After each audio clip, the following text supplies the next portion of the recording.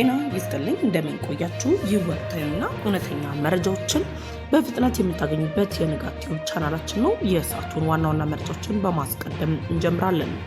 ሌተናል ጀነራል ታደሰ ወረደ አስጠነቀቁ። የትግራይ መፈንቅለ መንግስት እቅድም ፈረሰ። መርከቦቹ ታገዱ። ሐሰን ሼክ ቀዩን መስመርም አለፉ።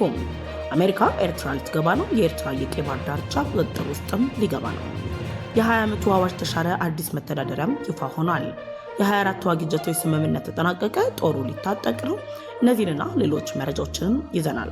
መረጃዎቻችን በፍጥነት እንዲደርሳችሁ ቻናላችንን ሰብስክራይብ በማድረግ የደወል ምልክቷን ይጫኑ እያልን አሁን በዝርዝር ወደ ያዝናቸው መረጃዎች እናልፋለን። እስከ ዝግጅታችን ፍጻሜ አብራችሁን ቆዩ። ሌተናል ጀነራል ታደሰ ወረደ አስጠነቀቁ። የትግራይ መፈንቅለ መንግስት እቅድም ፈረሰ። በትግራይ ክልል ከሻዕቢያ ጋር በመጣመር ስልጣን ለመያዝ የሚንቀሳቀሰው ህወሓት እያቀደ ያለውን የመፈንቅለ መንግስት አጀንዳ ተከትሎ ሌተናል ጀነራል ታደሰ ወረደ ማስጠንቀቂያ መስጠታቸው ተሰምቷል። ከሚያዝያ 1 ጀምሮ በትግራይ ክልል ጊዜያዊ አስተዳደር ፕሬዝዳንትነት ዘመናቸው የጠቅላይ ሚኒስትር ዶክተር አብይ አህመድ የተራዘመላቸው ሌተናል ጀነራል ታደሰ ወረደ ጋር ውጥረት ውስጥ የገቡት የህወሓት ባለስልጣናት የመፈንቅለ መንግስት እቅዳቸውም ውድቅ ሆኗል። የትግራይ ክልል ጊዜያዊ አስተዳደር ፕሬዝዳንት ታደሰ ወረደ ለዛ ትግርኛ ለተባሉ ሚዲያ በሰጡት ማብራሪያ ህወሓት ባለፈው ሳምንት ነባሩ መንግስት ይመለስ ሲል የውሳኔው ውሳኔ እሳቸውን ጨምሮ 9 አባላት ላሉት ካውንስል እስካሁን እንዳልቀረበ ቀርቦም ቢሆን ካውንስሉ ውሳኔውን ከማወቅ በዘለለ ውሳኔ መቀልበስ እንደማይችልም ገልጸዋል። ከአክሱም ከተማ ነባሩ መንግስት ይመለስ የሚል ውሳኔ በኋላ የውሳኔ አስፈጻሚ ከሆነው የህወሓት አካል እንዳልተገናኙ በተናጠል ሳይሆን ውሳኔውን ከሚያስፈጽመው አካል ጋር ተገናኝተው መወያየት እንደሚፈልጉም አስታውቀዋል። ፕሬዝዳንቱ የተፈጠረውን የፖለቲካ ቀውስ ለማረጋጋት የሚያስችል አማራጭ የመፍትሄ ሀሳብ እንዳላቸው እሳቸውን ጨምሮ 9 አባላት ላሉት ካውንስል የማቅረብ ዝግጁ እንደሆነ የገለጹ ሲሆን የክልሉ መንግስት ሚዲያዎች በህወሓት በመጠለፋቸው ምክንያት ትናንትና ሚያዝያ 13 የሰጡት ቃለ መጠይቅ ተዛብቶ መቅረቡንም ገልጸዋል። ለምሳሌ ስልጣኔን እለቃለሁ ብለዋል ተብሎ በክልሉ ሚዲያዎች የተሰራጨ መረጃ እንዳለና የተሳሳተ መሆኑን አስገንዝበዋል። ነባሩ መንግስት ይመለስ የሚል የህወሓት ውሳኔ በጊዜያዊ አስተዳደሩ ስር ያሉ ዞኖች ለምሳሌ የክልሉ ደቡባዊ ዞን ውሳኔን ተቀብያለሁ ብሎ በካቢኔ ደረጃ በሚዲያ መስተጋባቱ የተሳሳተ መሆኑም የስህተት ምንጩ የቆየው የፓርቲና የመንግስት መዋቅር መደበላለቅ እንደሆነም ገልጸዋል። በጊዜያዊ መንግስት ላይ መፈንቅለ መንግስት ለማድረግ ማሰብና መተግበር ለትግራይ ህዝብ የማይመጥን የቅርብም የሩቁም የማይቀበለው ዘመን የማያወጅ እንደሆነ ገልጸው እንዲህ ያለ አደገኛ ድርጊት እንዳይታሰብ እንዳይተገበር በጽኑም አስጠንቅቀዋል። የጊዜያዊ አስተዳደሩ መዋቅር አሁን በስራ ላይ እንደሆነ የዕለት ተዕለት መንግስታዊ ስራዎች በአግባቡ መከናወን እንዳለባቸውም ሌተናል ጀነራል ታደሰ ወረደ አሳስበዋል።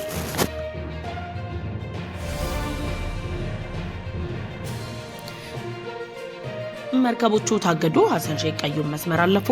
ለራስ ገዟ ሶማሊላንድ የሉዓላዊነት እውቅናን የሰጠችው እስራኤል ጋር ውጥረት ውስጥ የገባችው ሶማሊያው ፕሬዝዳንት ሐሰን ሼክ መሐመድ በቀጠናው ላይ እስራኤል ያሳየችውን ቀይ መስመር አልፈው ያስባሉ ውሳኔዎች ማሳለፋቸው ተሰምቷል። ሶማሊያ ሁሉም የእስራኤል መርከቦች በቀይ ባህር በባብላል መንደብ ሰርጥ እንዲያልፉ አግጃለሁ ማለቷን ተከትሎ እስራኤልና ሶማሊያ መካከል አዲስ ውጥረት ተፈጥሯል። ሶማሊያ አሳልፍ ያለው ያለችውን እገዳ መነሻ እስራኤል ለሶማሊላንድ የሀገርነት እውቅና በመስጠት የሶማሌ ሉዓላዊነት በመዳፈሯ ምክንያት ነው። አሜሪካ ኤርትራ ልትገባ ነው። የኤርትራ የቀይ ባህር ዳርቻ ቁጥጥር ውስጥ ሊገባ ነው። የመካከለኛው ምስራቅ ጦርነት መጠናከርን ተከትሎ አሜሪካ ኢራን በምትንቀሳቀስባቸው አቅጣጫዎች በሙሉ ቁጥጥር ለማድረግ በምታደርገው ጥረት ላይ ወደ ኤርትራ ልትገባ መሆኑን የሚያሳዩ መረጃዎች ይፋ ወጥተዋል። ኤርትራ የቀይ ባህር ዳርቻ መዳረሻዎች ላይ ከኢራን ጋር ያላትን ግንኙነት ለማቋረጥ ስትራቴጂካዊ የሆኑ እቅዶችን ያወጣቸው አሜሪካ ከኤርትራ ጋር አዲስ ጥምረት ልትፈጥር መሆኑን ዎል ስትሪት ጆርናልም ዘግቧል። የትራምፕ አስተዳደር ከአሜሪካ ጋር ጦርነት ውስጥ ካለችው ኢራን ሁለተኛውን ወሳኝ የባህር መስመር ለመዝጋት ከምትዝትበት ሁኔታ አንጻር በቀይ ባህር ዳርቻ ላይ ቁልፍ የጂኦፖለቲካዊ ቦታን ከምትቆጣጠረው የተገለለችና አምባገነናዊት ሀገር ጋር ግንኙነት ለመጀመር መንገዶችን እየፈለጉ መሆኑን የሚገልጽ መረጃ መውጣቱ አነጋጋሪ ጉዳይ ሆኗል። የትራምፕ ባለስልጣን የሆኑት ሞሳድ ብሉስ አሜሪካ ከ700 ማይል በላይ የቀይ ባህር ጠረፍ ባላት ኤርትራ ላይ የጣለቻቸውን አንዳንድ ማዕቀቦች ማንሳት ለመጀመር ማቀዷን ለውጭ ሀገራት አቻቸው የገለጹ ሲሆን እርምጃው ትራምፕ ከበርካታ አስርት ዓመታት በኋላ ለመጀመሪያ ጊዜ ከኤርትራ ከፍተኛ የዲፕሎማሲ ግንኙነት ለመመስረት እያደረጉት ያለው ጥረት አካል ነው ተብሏል። ሌሎች ባለስልጣናት ግን ኤርትራ ጋር ግንኙነት የመደበኛ ለማድረግና ማዕቀቦችን ለማንሳት የታቀደው እቅድ በግምገማ ላይ ያለ እስካሁን የመጨረሻ ውሳኔ ያልተሰጠበት መሆኑን ተናግረዋል። ዋሽንግተን በኤርትራ ላይ የተጣሉ ማዕቀቦችን በማንሳት በቀጠናው ያላትን ተጽዕኖ ለመጨመር ካሰበችበት የቀይ ባህር ፖለቲካ ውስጥ እጇን በማስገባትና በቀይ ባህር የኢራን እንቅስቃሴ ለመገደብ እስከ 700 ማይል በላይ የሚዘረጋውን የኤርትራን የቀይ ባህር ጠረፍን ለመቆጣጠር በምታደርገው ጥረት በካይሮ ከኢሳያስ አፈወርቂ መንግስት ጋር ሚስጥራዊ ስብሰባዎችን እያካሄደች መሆኑንም ተገልጿል። የ24 ተዋጊ ጀቶች ስምምነት ተጠናቀቀ። ጦሩም ሊታጠቅ ነው። ከቀናት በፊት ከሱዳኑ መሪ ጀነራል አልቡርሃን ጋር የ1.5 ሚሊዮን የአሜሪካን ዶላር የጦር መሳሪያ ስምምነት ደርሳ ቆይታ በስተመጨረሻ በሳውዲ አረቢያ ምክንያት ስምምነቱን ያፈረሰችው ፓኪስታን ከሶማሊያ ጋር አዲስ ስምምነት መፈረሟ ናይሮቢ የሚገኘው የመከላከያ ተንታኝ አህመድ ሐሰን ይፋ አድርጓል። በፓኪስታንና በሶማሌ መካከል በተደረሰው ስምምነት 24 የሚደርሱ የጄኤፍ 17 ተንደር ብሎክ 3 ተዋጊ ጀቶችን ለመግዛት 900 ሚሊዮን ዶላር የሚያወጣ ስምምነት መጠናቀቁ ነው የተገለጸው። የስምምነት ሶማሊያ ላለፉት 10 ዓመታት ካከናወነቻቸው ታላላቅ ወታደራዊ ኢንቨስትመንቶች አንዱ ሲሆን እንደ አውሮፓውያን አቆጣጠር በ1991 የሶማሌ ማዕከላዊ መንግስት መፈራረስን ተከትሎ ሳይንቀሳቀስ የቆየው የአገሪቱ የአየር ኃይል መልሶ ለማደራጀት የሚደረግ ስልታዊ ጥረት መሆኑ እየተነገረ ሲሆን የጦር ዝግጅት በቀይ ባህር ዙሪያ እየተጠናከረ የመጣውን ውጥረት በአፍሪካ ቀንድ ላይ እየተባባሰ የመጣውን የሀያላን ሀገራትን ትኩረት ተከትሎ መሆኑም ተገልጿል። ሶማሊያ በጦሯ የምትታጠቀው የጦር መሳሪያ በፓኪስታንና በቻይና በጋራ የበለጸገው ጄኤፍ 17 ተንደር ብሎክ 3 ቀላል ክብደት ያለውና ዘርፈ ብዙ ተልእኮችን ማከናወን የሚችል የጦር አውሮፕላን ሲሆን የቅርብ ጊዜ የዚህ አውሮፕላን ዝርያ ዘመናዊ የራዳር ቴክኖሎጂ፣ የተሻሻለ አቪዮኒክስ፣ የኤሌክትሮኒክስ ጦርነቶች ስርዓቶችና ከእይታ ርቀት በላይ የሆኑ ሚሳይሎችን እንዲሁም በትክክለኛ ኢላማ ላይ የሚያርፉ የጦር መሳሪያዎች የምታጠቅ አቅም የተላበሰ ነው ተብሏል።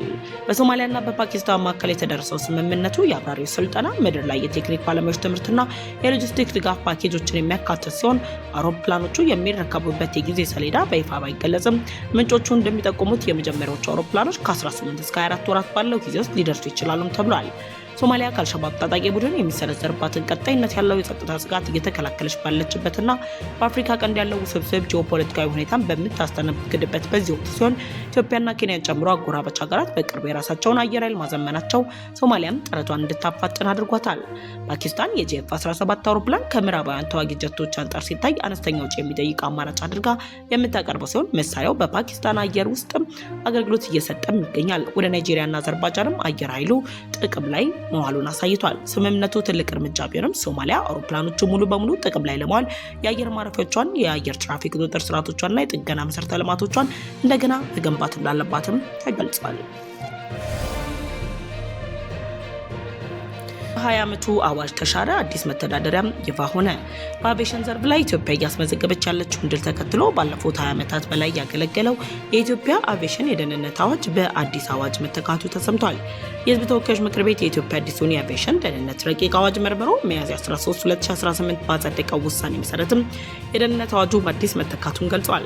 አዲሱ የህግ ማዕቀፍ ሀገሪቱ በዘርፉ ያስመዘገበችውን ከፍተኛ ውጤት የሚያስቀጥል እንደሆነና ደህንነቱ የተጠበቀ በቴክኖሎጂ የታገዘ እንዲሁም ዘመን ያመጣቸውን ውስብስብ ህገወጥ ጣልቃ ገብ ድርጊቶችን ለመቆጣጠር የሚያስችል መሆኑን ተገልጿል። በቀድሞ አዋጁ 432/1997 ያልተካተቱ የዓለም አቀፍ የሲቪል አቪዬሽን ድርጅት ያወጣውን የተክስላ 17 አስገዳጅ መስፈርቶችንም አካቷል ነው የተባለው። የጀነራሉ ድንገተኛ ጉብኝት ከበርሊኑ ጉባኤ የተሰጠው ምላሽ። በእርስ በርስ ጦርነት እየታመሰች 3ኛ ዓመቷን የደፈነችው ሱዳን አስከፊ ጦርነትን ለመቋጨት በጀርመን በርሊን አፕሪል 14 የተካሄደውን ስብሰባ ተከትሎ ተቃውሞ ያቀረበችው ሱዳን አሁን ላይ ደግሞ የሉዓላዊ ምክር ቤት ሊቀመንበርና የጦር ኃይሎች ጠቅላይ ኤታማዦር አዛዡን ጀነራል አብዱል ፈታህ አልቡርሃንም በሳውዲ አረቢያና በኦማን ስልጣናት ያደረጉትን ድንገተኛ ጉብኝት ማድረጋቸው ተሰምቷል። የድንገተኛ የተባለ የአልቡርሃን የሳውዲ ጉብኝት የሱዳን ጦር በፓኪስታን ለመግዛት የታሰበውን የጦር መሳሪያ ሳውዲ በገንዘብ ለመደገፍ አቅርባ የነበረውን ሀሳብ ማጠፏንና ከፓኪስታን ጋር ሱዳን ጦር ተፈራርሞት የነበረው የጦር መሳሪያ ስምምነት በጊዜያዊነት ከታገደ በኋላ የመጣ ሲሆን ከዚህ ጋር በተያያዘ የጉዞ ታማኝ ምንጮች በሚያጋሩት መረጃ መሰረት የሳውዲው አልቀውራሽ መሐመድ ቢን ሰልማንና የግብፁ ፕሬዚዳንት አብዱል ፈታህ አልሲሲ የሱዳን መንግስት ዓለም አቀፍ የሰላም ፍኖተ ካርታን እንዲቀበል ለማሳመን ባቀረቡት ጥያቄ መሰረት እንደሆነም እየተነገረ ይገኛል። ከዚህ ጋር በተያያዘም የሱዳን መንግስት ባለስልጣናት የተቃወሙት የበርሊን ስብሰባ ላይ ሀሳባቸውን የሰጡት የግብፁ ፕሬዚዳንት አብዱል ፈታህ አልሲሲ በኮንፈረንሱ ላይ ለሱዳን ሰብአዊ ፍላጎቶች ምላሽ ለመስጠት ቃል የተገባውን የ1.5 ቢሊዮን ዩሮ ድጋፍ መልካም ጅማሮ አድርገው የተቀበሉ ሲሆን በቀጥታም ይሁን በተዘዋዋሪ መንገድ ጦርነቱ ላይ እየተሳተፈች ያለችው ግብፅ በሱዳን ሉዓላዊነትና አንድነት ላይ የተመሰረተ ማንኛውም አይነት የውጭ ጣልቃ ገብነት እንደማትቀበል መግለጿም ግርምትን ጭሯል። የሱዳን ባለስልጣናት ወደ ሱዳን ያደረጉት ጉዞ ለረጅም ጊዜ ተቋርጦ የነበረውን የጅዳ መድረክ ዳግም መድረክ ያመጣ ሲሆን አስተማማኝ ምንጮች እንደገለጹት በአልቡርሃንና በመሐመድ ቢን ሰልማን መካከል ጦርነት ለማስቆም በሚያስችለው የሳውዲ አሜሪካ ተነሳሽነት ላይ ሰፊ ውይይት መደረጉ ተሰምቷል። በዚህ ውይይት አማካኝነት በቻድ ድንበር በኩል የእርዳታ ኮሪደሮችን መክፈትና በዋና ዋና ከተሞች በተለይም በኤልፋሸር፣ በኤልኦቤድ እና በብሉ ናይል ክልል አካባቢው የተኩስ አቁም ስምምነቶች ስለማድረግ የሚያስችል ምክክርም ተደርጓል። በተጨማሪም ኢራን በእስራኤልና በአሜሪካ መካከል ውጥረት አንጻርም የቀይ ባህር ደህንነትን የሚጠብቅና የሳውዲ ወደቦችን ለሱዳን ህዝብ የሚሆን ሰብአዊ እርዳታን የሚቀበሉበት ሁኔታ በስብሰባው ላይ ተነስቷል።